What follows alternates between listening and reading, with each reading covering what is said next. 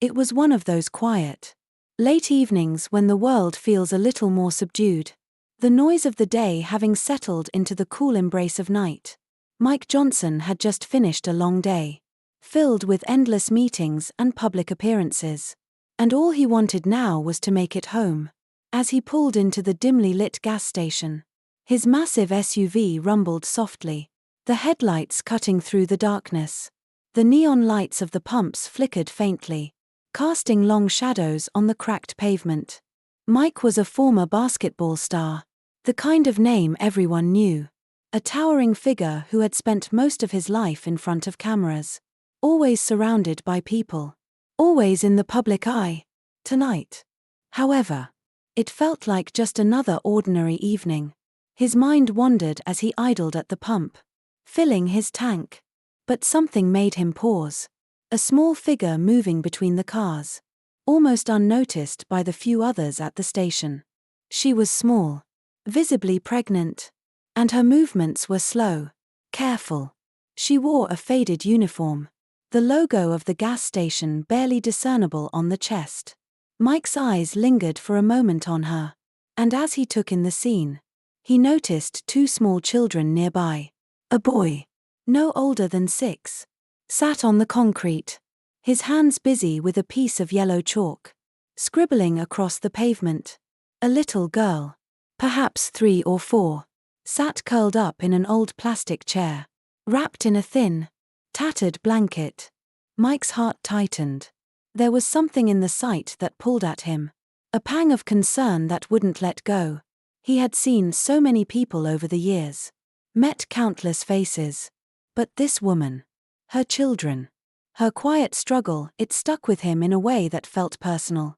It wasn't just the exhaustion on her face or the way her shoulders drooped as she moved between customers, trying to make a few tips cleaning windshields. No, it was something deeper, the way she managed to do it all alone, without a word of complaint, without asking for help. It was the sheer resilience in her. He watched as she offered to clean the windshield of a sedan, only to be waved off impatiently by the driver. She moved back towards the gas station, shoulders slumping slightly, but never defeated. Mike could see the weight of it in her every step. As he filled his tank, he couldn't stop glancing in her direction. His curiosity peaked, his concern growing. When their eyes met for the briefest of moments, she offered a polite smile, one that seemed practiced, almost automatic. He could see it clearly, a smile that shielded her from the questions she must have faced 1,000 times over. "Excuse me," Mike called out, his deep voice carrying across the lot. The woman paused, turning toward him. "Can I help you?" she asked, stepping closer, still holding a squeegee in her hand. "Do you work here?" he asked, though it was clear from her worn uniform that she did. "Yes, sir," she replied, offering a small nod. "I work the night shift." Mike glanced toward the children. "And those are your kids?" he asked, his voice softer now. Her eyes followed his gaze, and for a moment, her expression softened, something vulnerable slipping through the practiced composure. "Yes, sir," she answered quietly. "I don't have anyone to watch them, so I bring them with me." Mike's brow furrowed as he took in the sight of the little ones, and then back to the woman, who stood before him, pregnant and weary, but still standing. "That's a lot to handle," he said, his voice full of concern. "What about their father?" The question hung in the air, heavy and silent. The woman's expression faltered for just a moment. "He left," she said, her voice steady but low, "when he found out I was pregnant again. He said he wasn't ready for more responsibility. It's just us now." Mike nodded slowly, his gaze flicking between her and the children. He could feel the weight of her words, the quiet pain behind them. "What's your name?" he asked gently. "Emma," she said. "And your kids?" Mike asked. "Ethan and Lily," she replied. Mike crouched down to Ethan's level, his towering frame immediately captivating the boy. "What are you drawing there, big man?" he asked, his voice warm. Ethan proudly held up his chalk drawing, A colorful but messy picture of a house. It's where we're going to live one day, he said with a bright smile. A big house with lots of rooms. Mike's heart tightened in his chest. The boy's innocent hope was so pure, so untainted by the hardships of life. Mike stood up, turning back to Emma, who was watching nervously. Emma, Mike said, his voice softer now. Why don't you have a seat for a minute? You've been working so hard. I'm fine. Really, she replied quickly, shaking her head. I don't want to waste your time. You're not wasting anything, Mike said firmly, his voice steady but kind. Come on. Take a seat. Reluctantly, Emma followed him to a nearby bench, glancing over her shoulder at her children to make sure they were safe. Once seated, Mike leaned forward, his elbows resting on his knees. You're working nights to take care of your kids, he began. You're about to have another one. And you're doing all this alone. That's not easy. Emma shrugged slightly, her hands resting protectively on her belly. It's not easy, she admitted. But what choice do I have? They depend on me. Mike nodded, his respect for her growing with every word. Do you get any help? Family? Friends? She shook her head, her eyes distant. My mom's in another state. And she's sick. I don't want to burden her. And friends, she trailed off. The meaning clear. Mike let out a slow breath, his mind racing. He had met so many people over the years. But something about Emma's quiet strength, the way she was holding it all together for her children, struck a chord deep within him. Emma, he said after a moment, his voice steady and calm. I can't just drive away tonight and forget about this. I want to help. Emma looked at him, confusion flickering in her eyes. Help me. Why? Because I can. Mike replied simply. And because you deserve it. You're out here working hard, doing everything you can for your kids. That takes guts. Emma's lips parted, as though she wanted to protest. But she didn't. Instead, she nodded, her shoulders slumping as if a weight she hadn't realized she was carrying had just begun to lift. Let me do something for you. Mike continued. I'll come back tomorrow. And we'll talk more. You don't have to do this alone. Tears welled in Emma's eyes. But she quickly wiped them away, a whisper of gratitude escaping her lips. Thank you, she murmured. I don't even know what to say. You don't have to say anything. Mike replied with a kind smile. Just take care of those kids and yourself. I'll see you tomorrow.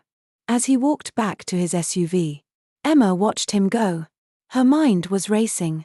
She had no idea what tomorrow would bring. But for the first time in a long time, she felt a glimmer of hope.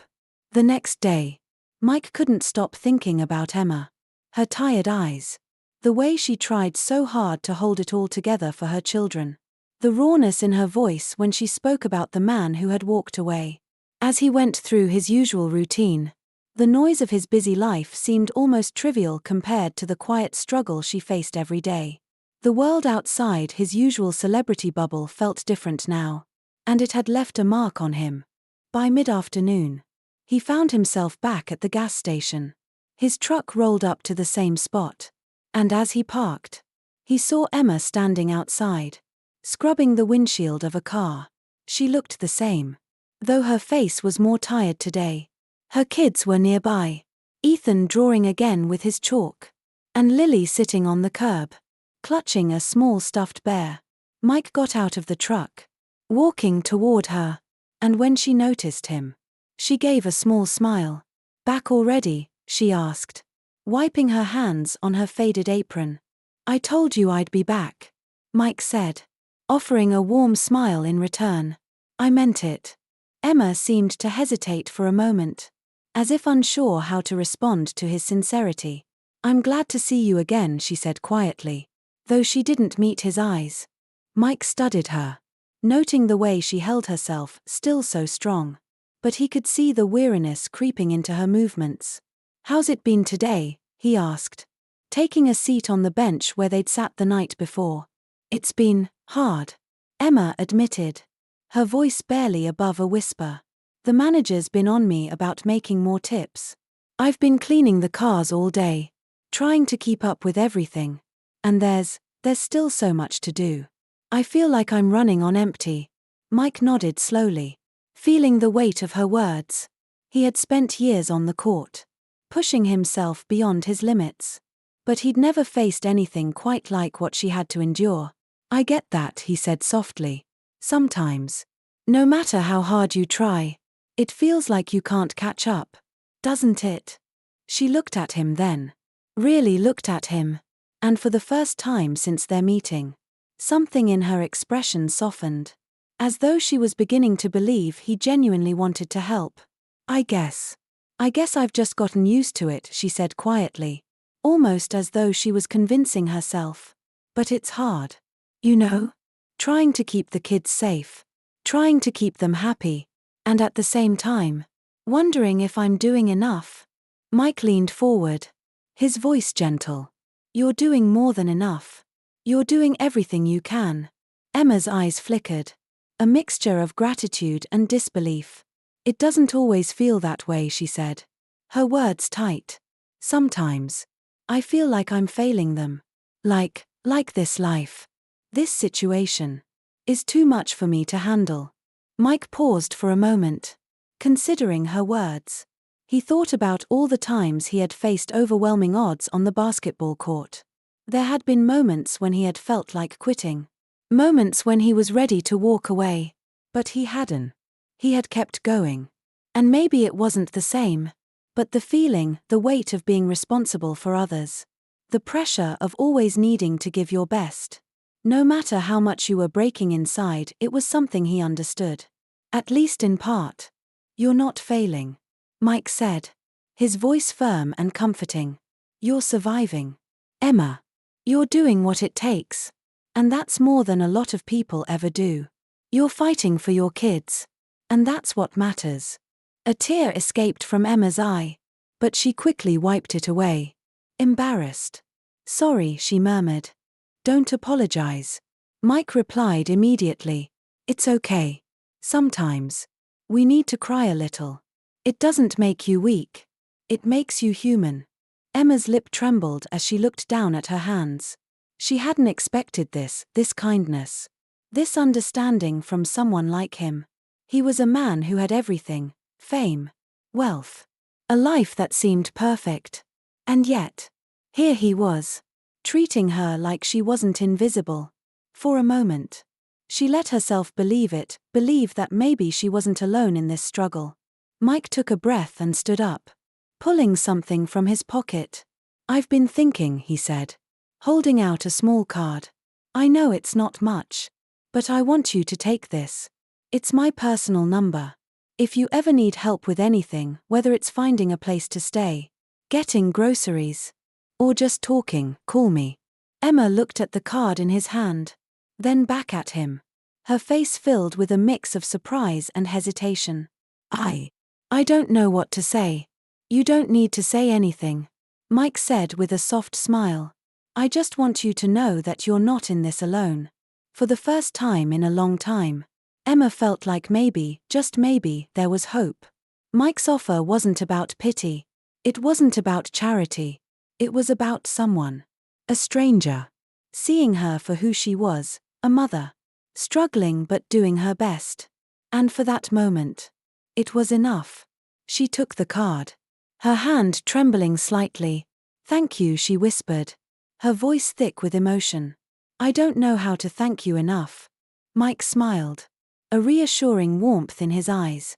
You don't have to thank me. Just take care of yourself and those kids. That's all that matters.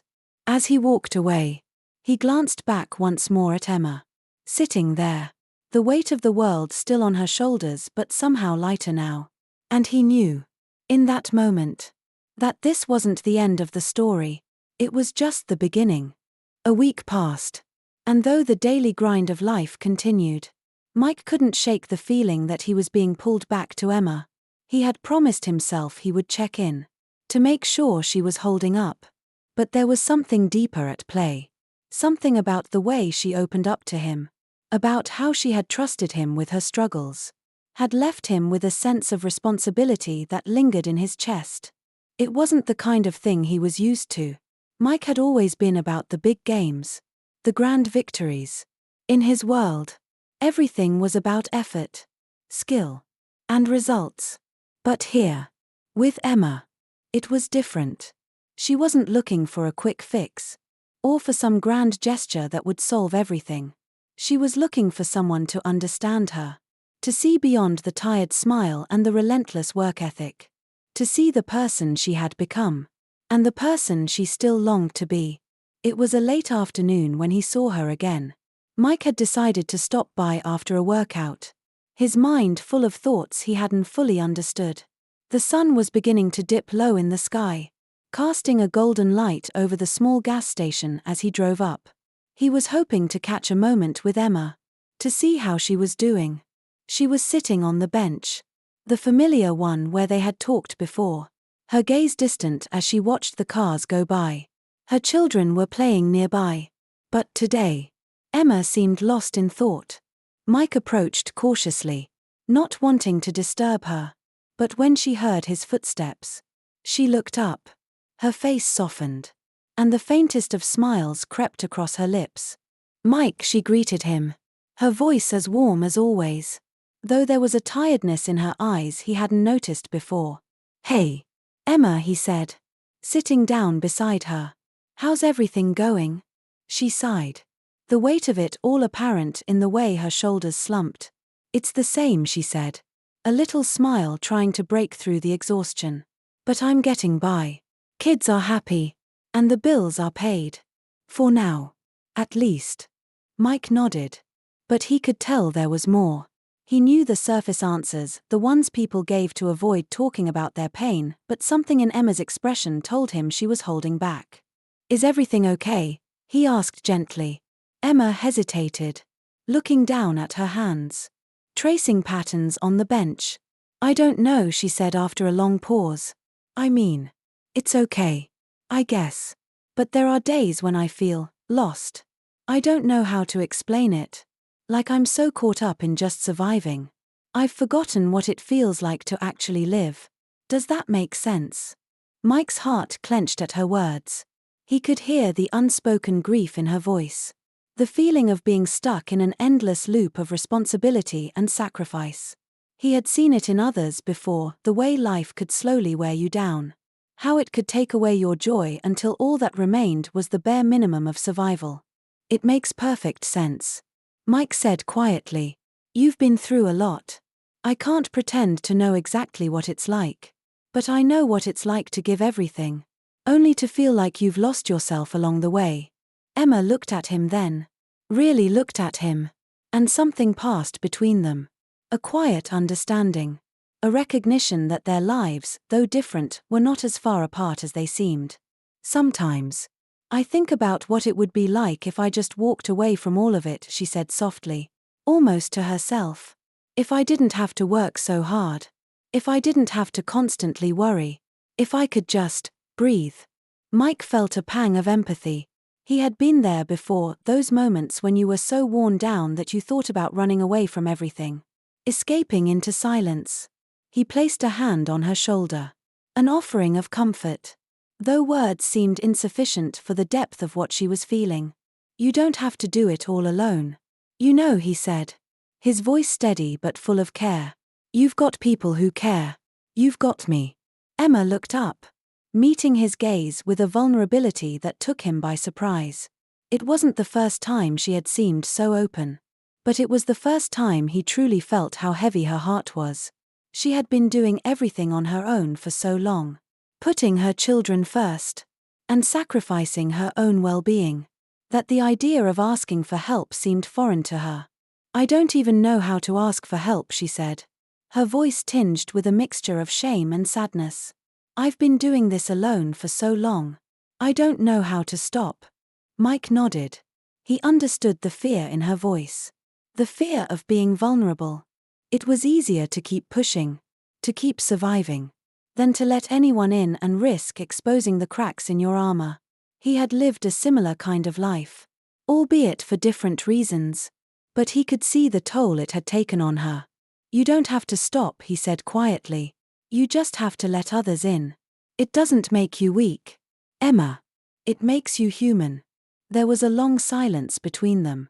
The wind picked up slightly, rustling the leaves of the nearby trees. Mike wasn't sure if he was offering hope or just a temporary respite from the harshness of life. But he knew one thing: Emma didn't deserve to carry all this alone. And for as long as he could, he wasn't going to let her. She wiped her eyes, a quiet sigh escaping her lips. And Mike couldn't help but feel a deep sense of connection to her in that moment. It wasn't about rescuing her. It was about being there. About sharing the burden and acknowledging that, no matter how dark the days seemed, there was always a flicker of light if only they let themselves see it. The days that followed that conversation with Emma were a mix of quiet reflection and newfound understanding. Mike had never been someone to push too hard when it came to emotional matters. But he couldn't deny the pull he felt to help her in any way he could. The bond they had formed, however fragile, had shifted something inside of him. It wasn't just about offering comfort, it was about showing up. Being present in a way that mattered. The next time they spoke, it wasn't an elaborate conversation. It was small. But it carried a weight. Mike had stopped by the gas station again. This time just after work. The sun was low in the sky, casting long shadows across the parking lot. Emma was taking a quick break, sitting alone on the same bench where they had talked before. Her children were running around the small yard near the station. But today, she seemed more at peace. "Hey, Mike," she greeted him, the hint of a smile on her face. There was a lightness to her voice now, a sense of calm that hadn't been there before. "Hey, Emma," Mike replied, offering her a warm smile. "How are you doing?" She shrugged slightly, the weight of her usual burdens still visible. But there was something softer in her demeanor. "Better.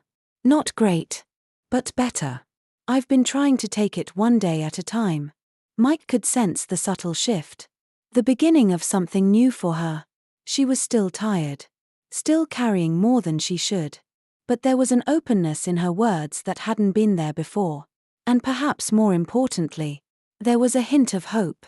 "You know, you don't have to do it all alone, Emma," he said softly, the words almost feeling like an invitation rather than advice. He wasn't trying to fix everything for her, but just offering a space to breathe, to ask for help if she needed it. She looked at him thoughtfully, and for a moment, he could see the vulnerability in her eyes again. But this time, it wasn't laced with the same heaviness.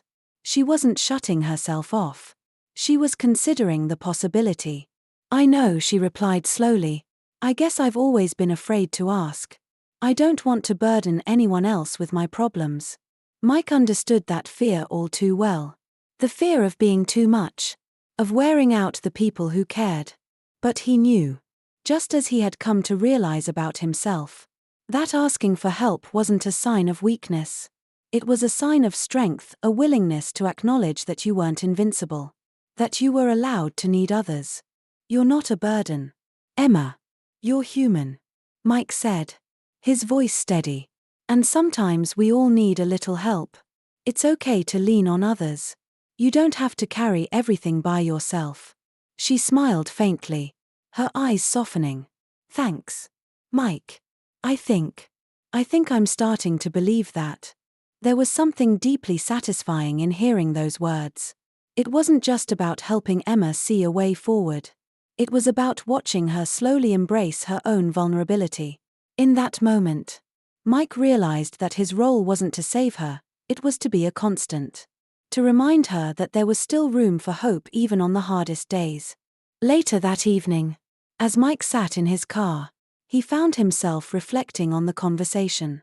He had never expected to be in a position like this, offering support in such a quiet, almost understated way. And yet, there was a profound sense of fulfillment in it. Sometimes, helping someone didn't require grand gestures or dramatic changes, it just required presence, understanding, and a willingness to stand by someone as they navigated their struggles. For Emma, that meant knowing she wasn't alone. It meant that, While the weight of her life might still be heavy, there were people, Mike included, who were ready to walk beside her. Even if it was just for a moment.